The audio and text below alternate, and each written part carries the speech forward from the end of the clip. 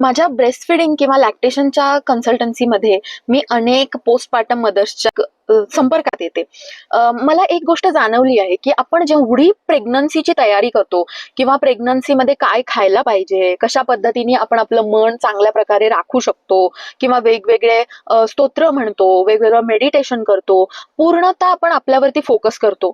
पण सडनली पोस्टपार्टममध्ये आल्यानंतर 90% मदर्स ह्या गोंधळलेल्या असतात. त्यांना समजत नसतं की काय करायला पाहिजे. अचानकपणे त्यांना मदरहूड त्यांचं पदार्पण झालेलं असतं. याशिवाय बाळ सुद्धा या जगामध्ये नवीन असतं. बाळाला सुद्धा काही कळत नसतं.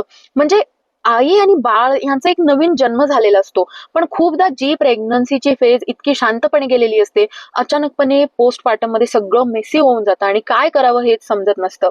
अनेकदा बाळ रडत असतं, झोप पुरेशी झालेली नसती, आपल्याला खायला व्यवस्थित मिळालेलं नसतं आणि यात भर म्हणजे जे नातेवाईक आपल्याकडे, अगदी नातेवाईक म्हणण्यापेक्षा घरातल्या व्यक्ती सुद्धा पूर्णतः आपल्यावरती फोकस्ड असतात. पण सडनली तो फोकस चेंज होतो आणि ते म्हणायला लागतात की बाळाने शी नाही केली, बाळाने सू नाही केली, बाळाचं पोट नाही भरलं आणि कोणी सुद्धा आईकडे लक्ष देत नाही. आणि ह्या सगळ्याचा परिणाम म्हणून अनेक मदर्स पोस्टपार्टम डिप्रेशन मधून जातात. परंतु ह्या पोस्टपार्टमची तयारी ही मला वाटते आपण प्रेग्नन्सी मध्येच करायला पाहिजे.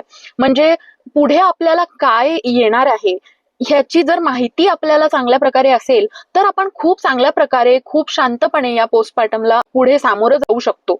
अनेकदा म्हणजे माझ्या बाबतीत सुद्धा आपण लेबर पेन सुद्धा कसं हँडल करता येईल, लेबरची प्रोसेस सुद्धा कशी आपण व्यवस्थितपणे करू, ह्याविषयी खूप मार्गदर्शन आपण घेतो. परंतु त्यानंतर सडनली आपण एका वेगळ्या जगामध्ये जातो आणि तेव्हा काय करायला पाहिजे हे मात्र आपल्या लक्षात येत नाही. प्रेग्नन्सीमध्ये मेडिटेशन आपण करतो, अँझायटी कमी करतो, परंतु पोस्टपार्टम मध्ये काय एकदम सोडून देतो?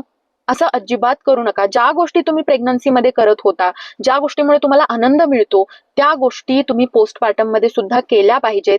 ही फेज सुद्धा एकदम चांगली आहे. ही फेज मध्ये गोंधळून न जाता अगदी चांगल्या प्रकारे तुम्ही हँडल करू शकता ही फेज, जर तुम्ही योग्य प्रकारे, योग्य मार्गाने गेलात तर.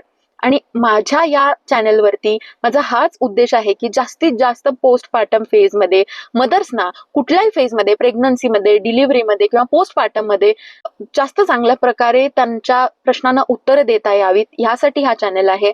आणि प्लीज तुम्ही पोस्टपार्टम मध्ये असाल तर गोंधळून जाऊ नका, शांत बसा, खोल श्वास घ्या.